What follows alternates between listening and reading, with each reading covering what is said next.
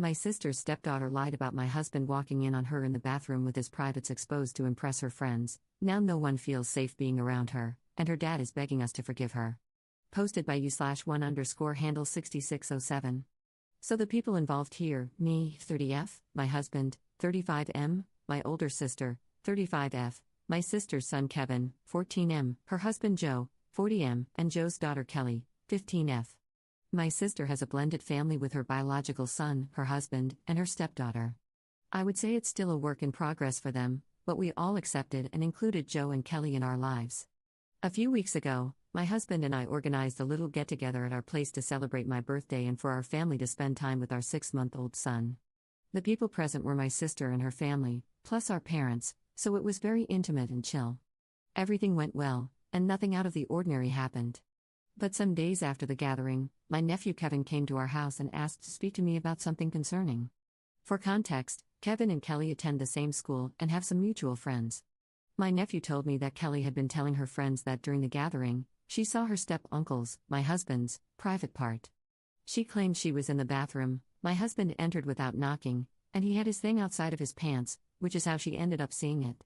This is absurd because my husband doesn't do this even when we are alone at home, and honestly, who does that when they know they have guests over? So I asked everyone who was present that day to meet at my parents' house and confronted Kelly. She started crying and confessed she lied to her friends. According to her, all of her girlfriends had already had some sort of intimacy and experiences, and she had none by that point. So she invented this story to look cool in front of her friends. I lost it. I called her disgusting, a psychopath, and told her she risked my son's father's life just to boost her stupid social life among her friends. I told the rest of my family that, going forward, I would never bring my family near Kelly again. The consequences for this girl came fast.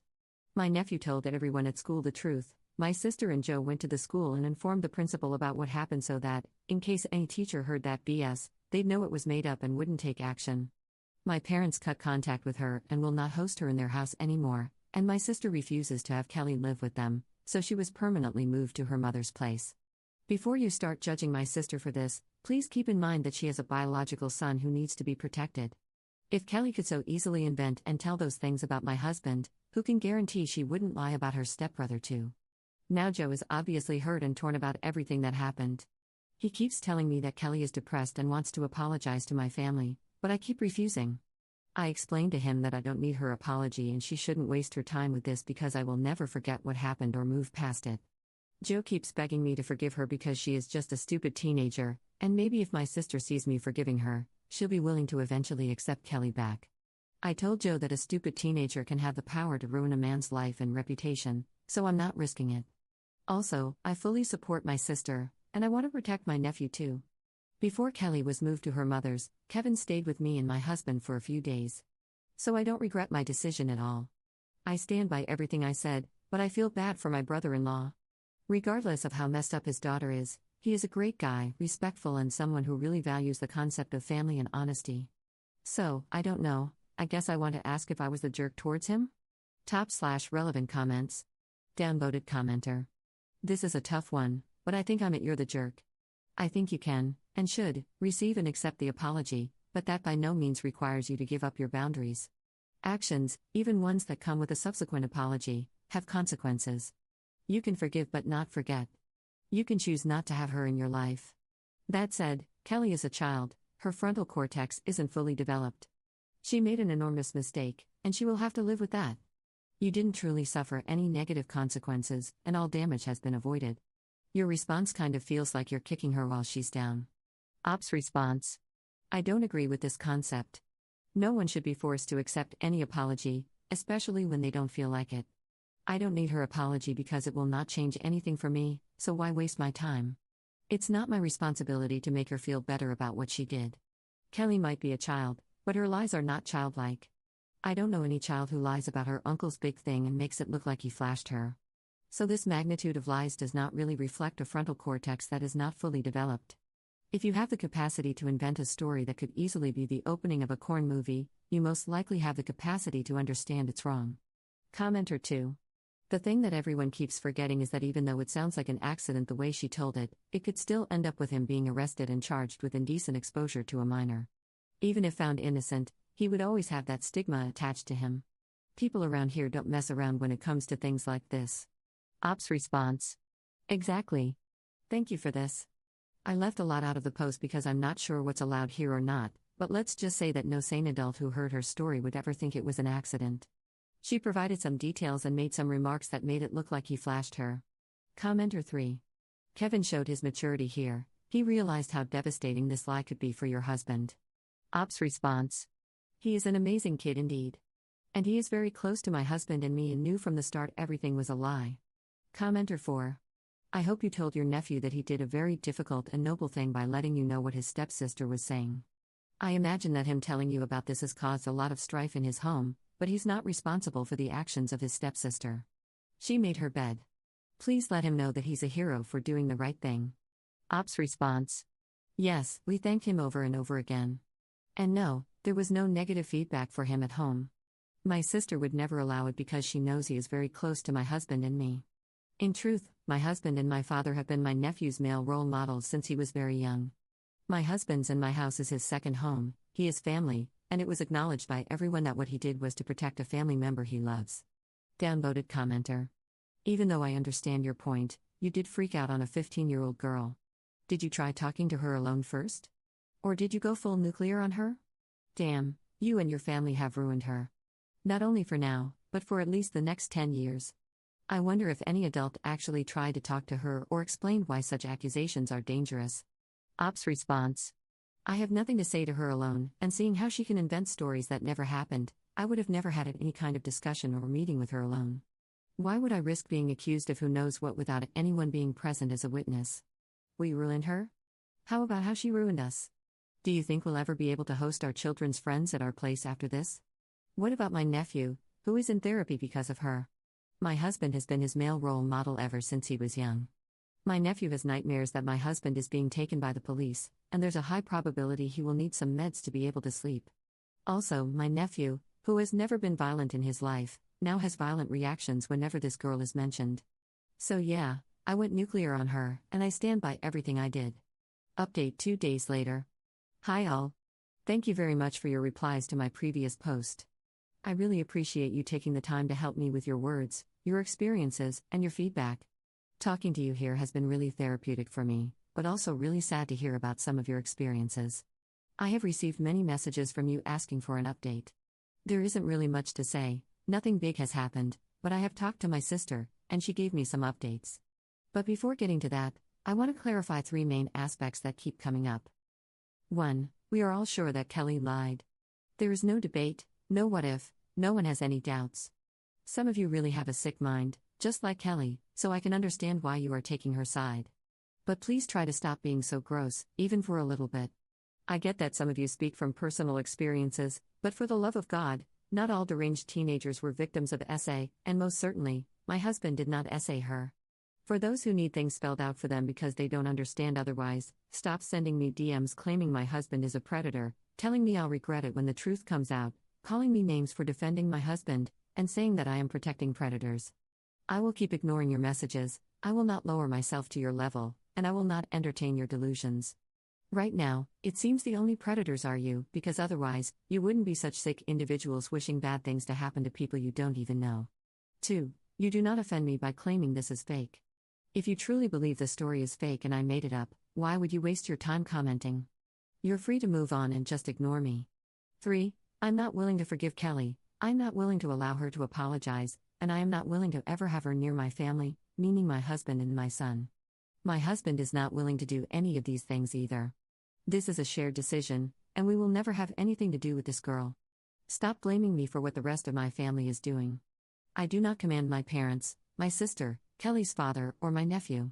If they cut contact with her, it was their own decision. We just told them our boundaries, but they can do what they want.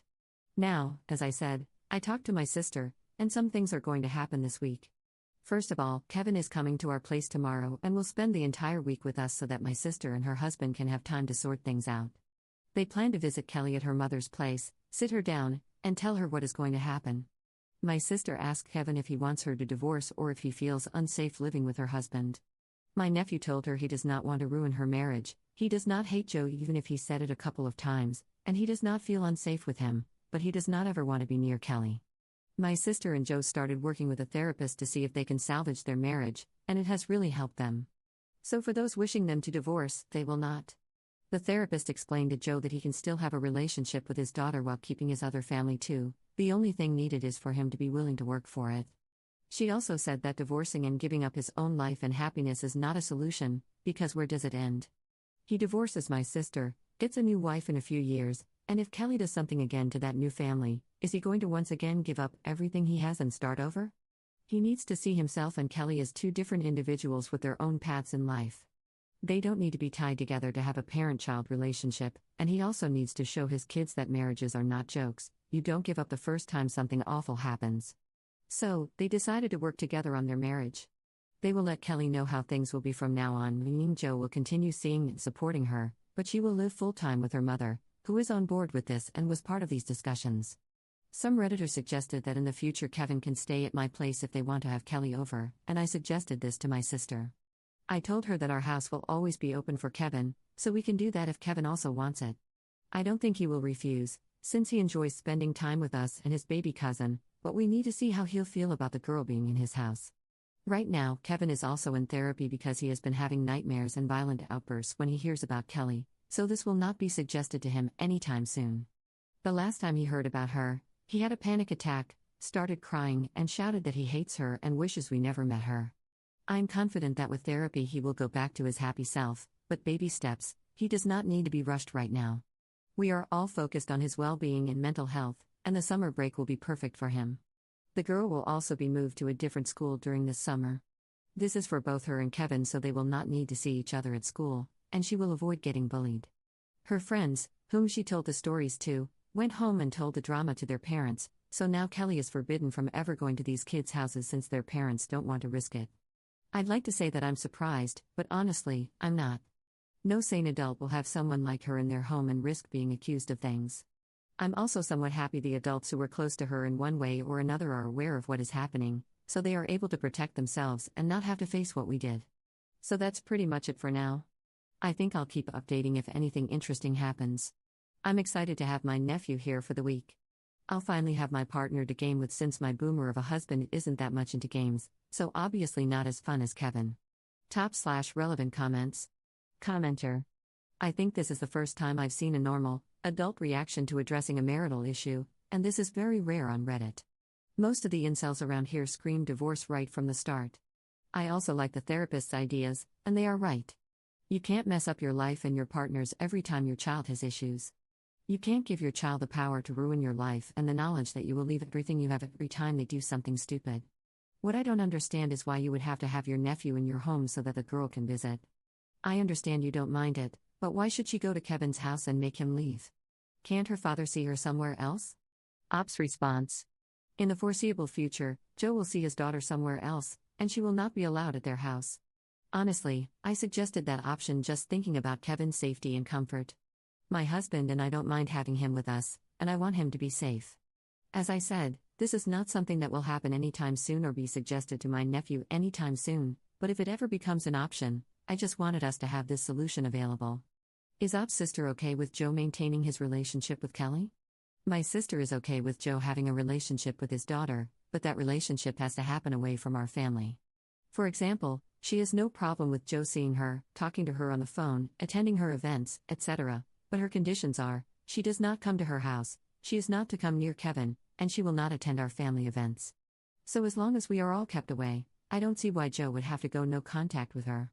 Op on her nephew Kevin's background, and if Kelly has tried to harm him in any way, and if Kevin is receiving therapy. Thank you. No, fortunately nothing else happened to him with Kelly, but this situation shocked him. His bio father and paternal grandparents were never in his life, so he was always the shared baby in our family, at first between my sister, my parents, and me. Later on, I met my husband when Kevin was really young, so he grew up with my husband. My husband and my father have been the only male role models he ever had before meeting Joe. When this situation happened, his first reaction was that something wasn't right, but later on, it hit him because he realized what could have happened. So now, his nightmares are mostly about my husband being taken away by the police, his mom or I being taken away, or him being taken away from his family, or his baby cousin being taken away from us. He was scared to show affection to us, like hugging my husband or me, because he was unsure if that could cause harm. We are working with him. We tried to keep as much as possible away from him, but he's not stupid, and he just got very scared.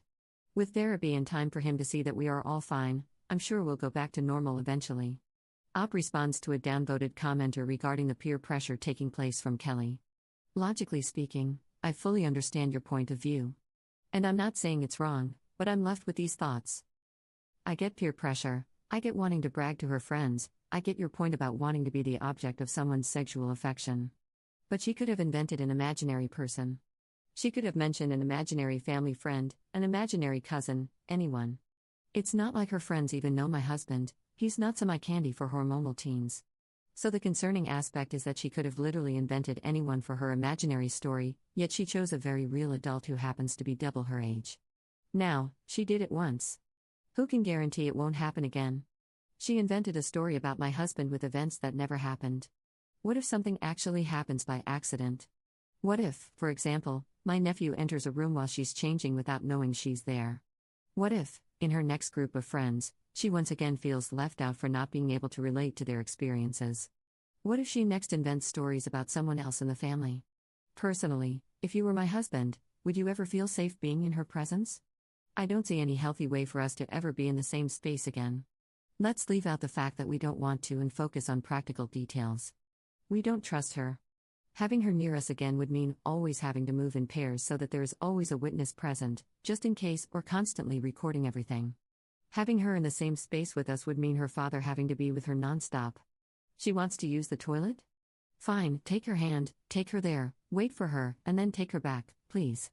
This is uncomfortable, unnatural, and forced. I'm sorry, but there are things you can never come back from, and this is one of them in my book. The risks are too high, and it's not worth it. What does Kelly's mother say about this incident? From what I know from my sister, Kelly's mom sent her apologies to us for everything that happened and is shocked as well. I assume it's not easy for any parent to find out about such lies told by their own kid. She is working with Joe on this and agreed to keep Kelly full-time with her and far away from us.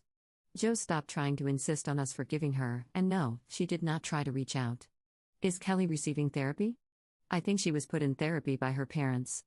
I can't imagine her father starting therapy with my sister but not putting Kelly into it.